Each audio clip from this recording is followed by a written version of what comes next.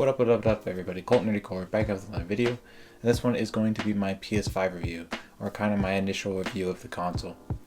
As I said after my last weekly pickup video where I finally got my PS5, I was going to wait a month to test it out, see how it was, and really get a feel for the console before actually diving into a review. After having just over a month to play around with the console, I finally finished my first game for the console. I figured it was time to finally do a review now that I know a little bit more about the console and how I interact with it on a daily basis. So for this review, I'm going to be taking more of a collector's perspective to the console. I'm not really a tech head or anything like that, so all the actual UI and the processors and all the stuff that make up the guts of the console, I won't be touching on too much. I'll touch on the UI in terms of as a player and how it affects me as I'm using the menus and stuff like that, but rather I'm not going to dive into the tech side of it. There's three things I'll be talking about specifically in this video. One, I'll be focusing on the appearance of the console, the controllers, and the games. So as a collector, it's big on how the console sits on your shelf, how it's going to look, how the games are going to look on your shelves, and how the controller looks if you're going to be getting multiple colors or trying to collect the whole set of all the different colors that come out. Next, I'll be looking at how the console performs. So I'll be looking at the UI, how the console felt when I was playing it, how the controller feels in my hands, how the games feel while I'm playing them, how the menus and all that feel. So I'll be really touching on my experience as a user of the console and how I feel it's going. This will be with a lot of comparative pieces to the PS4, because I feel like the PS4 and the PS5, you really got to look at, is it a big enough jump to warrant the money at the moment, and if it's an actual big upgrade from the PS4. Then finally, I think the most important topic to specifically talk about with this console is the games for the console that are available at this moment, and I'll give my opinion on if I feel the console's worth it now, or if I would wait a couple years down the line till a newer version of the console comes out, bundles come out, or maybe it drops in price a bit. So without further ado, let's just get right into the video. Alright, so first up, as I feel it's important when you're making a purchase, especially something as big in terms of value as a PS5, I feel like appearance is a thing that should be talked about when it comes to consoles, mainly because they're things as collectors we like to display and have in game rooms and stuff like that. At least for me, it is always important to have consoles that I think flow well together and look nice on the shelves. So it's just kind of a bonus. Obviously the games and how it actually works are more important, but I like to touch on it. So first up, I'll be talking about the console itself. The first thing you'll notice is it's massive. Compared to a lot of other consoles that have come out recently, like the Xbox 360, even the Switch, GameCube, and PS4, if you want to go a little farther back with like the GameCube and stuff, it is massive. It's like double the size, and it's also very heavy. That's not really a downside unless you're looking at it from a travels perspective or shelf space. As the consoles are getting bigger, it's harder to take them places. Like a PS4 or a PS3, you can just kind of shove in a backpack and it's fine throughout the whole way. The PS5 is pretty heavy, and certain parts of it, like the flaps here, I don't think would be sturdy enough to survive a travel without taking some damage. And then the other thing is with shelf space, you have to have a pretty big space cleared out for it, at least vertically. If you lay it horizontally also, you would need a lot of space for it. So make sure you have a ample amount of space to put it in before purchasing it. In terms of the actual look of the console, I really enjoy that they went with the white and black. I think it looks really clean and the console looks gorgeous. All the buttons and ports of the console are very cleanly hidden in the black middle section of the console, making it look a lot more clean and more like a fancy piece of tech. So this definitely went for more of a modern take, which I enjoy. It definitely switches it up from a lot of the other PlayStation consoles that since the PS2 have really been just slight different versions of the other ones. So overall in the console itself, I really enjoy the look of it, and I think they did a bang up job with it. Next, it's time to talk about the controller. For the controller, I initially thought I wasn't going to be a big fan of it in terms of how it looks and how it feels, mainly because I feel it's kind of like a baby of a PS4 controller and a like Xbox 360 or Xbox One controller. It kind of lost the length or feels less long and lanky like the PS4 controller, but still has the same button layout and the touchpad, but feels a little heavier and bulkier, kind of like a 360 controller. In terms of how that reflects the looks, it basically looks like, as I said, a PS4 and Xbox 360 controller having a little baby. It looks clean, the color layout's really nice, I think with a lot of different other colors, replacing the white but keeping the black, I think it will look really clean. The only issue with having a white controller is I don't know if it will pick up, but I already have scuff marks on the back of it due to white being a color that I find the dinks and scratches I get on just daily use really show up when they happen on a white controller. But overall, its layout is very similar to the PS4, so if you like the PS4 controller in terms of looks, you'll dig what they did with the PS5.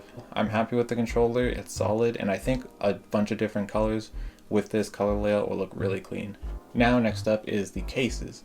I think one of the most important things for me is how the cases look when it comes to collecting a certain console or not. In terms of just looks, obviously the games and the console itself are the main reason for collecting for a certain console, but I feel like if I'm picking something appearance-wise that I like to be really clean, it would be the game cases, because that's what I like to display mainly. So the PS5 cases is basically a PS4 case with just a different overlay on the actual game part, the artwork. I think the white looks pretty clean. I don't know 100% yet if I like that they kept with the blue cases. I know it's kind of their signature color, but I would have maybe liked to see them try to go with a full black or full white just to completely keep with that white and black contrast for the entire thing. But you know, it might look stupid, I don't know, I'm not an artist, so I don't really know how stupid or good that would look. But overall, I really like the cases, and I think my favorite part is how the spine looks. I think once you get a shelf going with a lot of games and these PS5 logo with the white and keeping the colors of the games itself, not just making it kind of one grayscale like the Xbox games do, I think it will look very clean and all the games would differentiate each other on the shelves, and I really enjoy that. So to summarize, case, big thumbs up. Now that we got the looks of the console out of the way, it's time to delve into some of the meat and potatoes, and that would be the actual gameplay experience as a user of the console on a daily basis. So to start off, we'll start with the UI. To summarize it, I feel the PS5 UI is a very cleaned up version of the PS4 one. It feels very similar when I was using it. When you're on your main menu, you have all your games in the bar across the top. They shorten the icons and put it at the top of the screen, leaving more space for artwork about the game or information below it, which I think is a good move. There's two different tabs.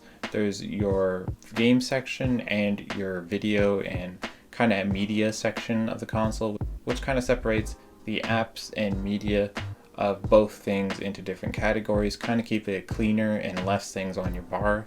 The one thing that they definitely cleaned up a bit is the games library. So if you go all the way to the right side of the main menu, there will be a games library icon. It will show you all the games that you have either digitally on your account, or it will show you all your disc games that you have installed or haven't installed, and will show little icons dictating whether it's installed, not installed, or it's on the cloud.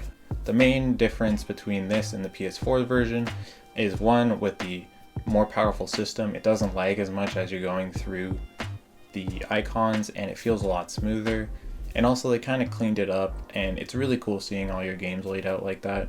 Kind of just shows, like, if you have a big collection, you can kind of just look at it and see how cool it looks, or go through all your games. If you're thinking you're trying to find something to do, it just makes it easy to find all your games and browse through them easily. This is not really a direct thing for the PS5, but the PlayStation Store itself, I would say as it is right now, I'm not a fan of it. I would say they need to work on that. It basically, if you're trying to find a game on the store, it's very hard to just browse it easily.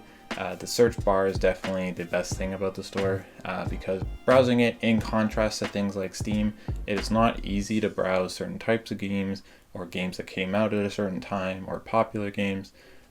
Definitely need to work on that compared to things like Steam, which do it very fluently.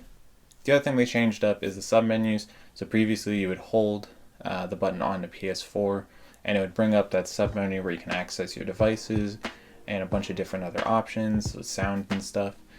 In this one, if you press the button lightly, it will bring you to a submenu, whether you're in-game or on the actual menu. And this is where you access your account, internet settings, downloads, and a bunch of other things center around your devices connected to the console.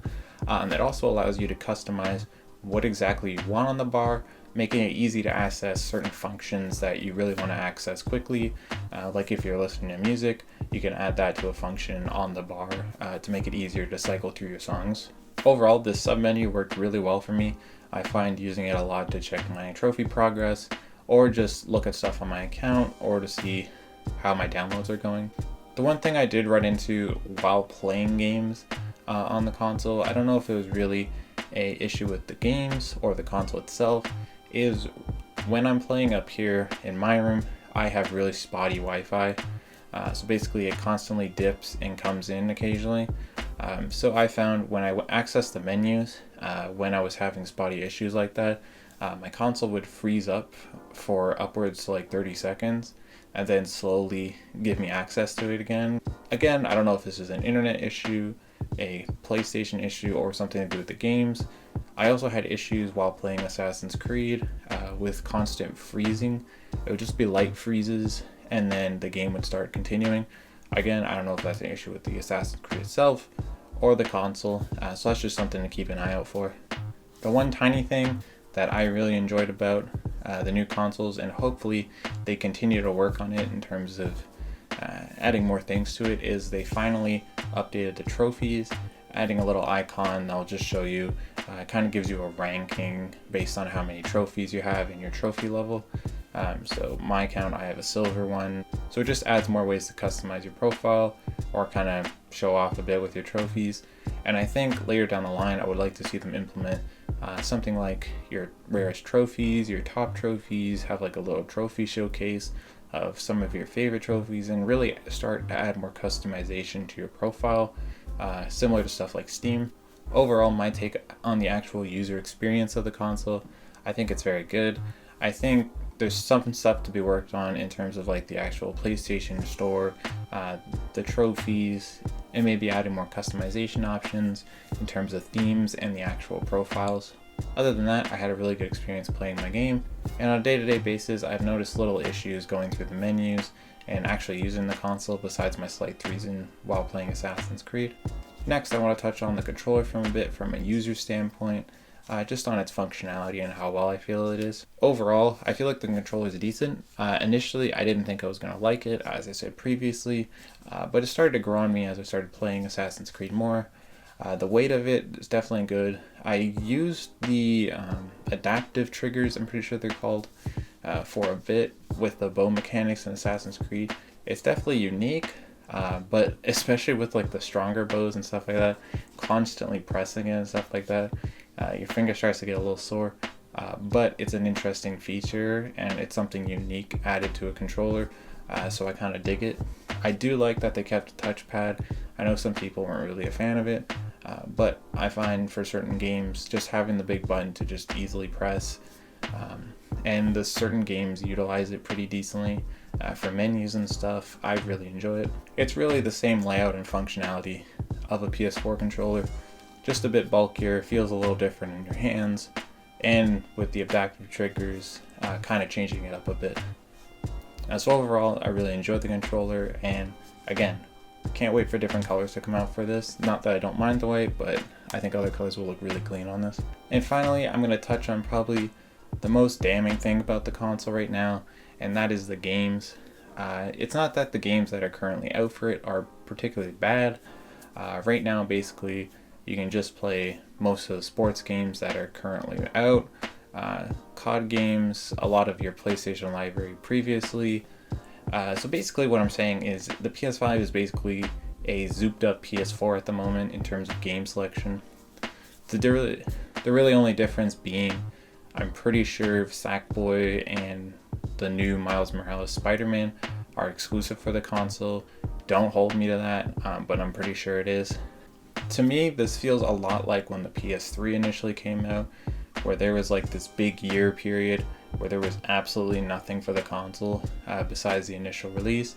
And then year 2 to 3, we started seeing a lot of big releases coming out and the popularity of the console soaring. There's also the issue of nobody's been able to get the console at a very fast rate compared to other releases. So I don't know if publishers are holding out on releasing their games till everybody gets a console. because I know the initial lineup that they were saying for the initial release of the console was a lot bigger than what actually came out when the console was actually fully released. There are some games I'm looking forward to coming out a little later, and that's the new Resident Evil and the new Hot Wheels game. But that's really it for me. In terms of what you're getting for value out of games, it's really, I would say, most valuable right now in playing games that you previously played on the PS4 that are mainly online and having a way better experience with it. I can say for certain that having a more powerful console on games like COD and stuff like that makes it a lot smoother experience, and loading in out of lobbies is a lot quicker, and the game just feels a lot better on it. However, I think the games are the one glaring weakness of this console right now. I feel like until there's more actual next-gen exclusives coming out, basically, if you have a PS4, you're getting the same experience as somebody with a PS5. Just it might run a little slower or not as well on a PS4 compared to the PS5. Alright, to summarize this entire review with the overarching question of, do I feel the PS5 is worth the purchase right now? I would say if you're into online games hardcore, you're just a big fan of picking up new consoles early on release like me, or one of the very few games that are exclusive for the consoles really caught your eye, I would say if you fall into one of those categories, it's definitely worth picking up. I'm having a lot of fun with it, but it could be the same experience I could be having on a PS4, just slightly different. I have been playing Destruction All-Stars a decent bit, which is a PS5 exclusive online multiplayer game. If you're somebody that really likes playing single player games or really enjoy the exclusives for the PlayStation, and that's why you pick up a console, or I would wait till a game that you're really excited for comes out and is exclusive to the next gen consoles, then I would figure it's worth the buy. The issue is, as a collector and a gamer, I can't really recommend dropping $800, at least Canadian, on a new console that really doesn't have the games that warrants a purchase at the moment. Again, not saying I don't like the console. I love the console. I think it will have a great life ahead of it in terms of some of the games that have been announced but delayed, and the actual physical function of the console and player experience I really enjoyed. It's just right now I can't justify the purchase for somebody who's a little hesitant on it with the lack of games available, unless you're really looking to dive into games that are already been out and just want to play it on a faster running console. So that finishes up my PS5 review. I hope everybody enjoyed the video. If you did, I really appreciate you sticking through the whole thing, and I've really been appreciating all the support I've been getting on the channel recently with all the comments, likes, and subscriptions. I've almost reached 1,000 subs, which has been a goal for mine for this year. And definitely, if you guys have picked up a PS5 already, definitely let people know and me know in the comments what your thoughts are on the console, if you think it's worth picking up, or worth it to wait and see for if there's better versions of the console that come out in a year or two, or wait for bundles or different games to come out. As always, thanks for watching, and remember, everybody has some nerdiness at their core.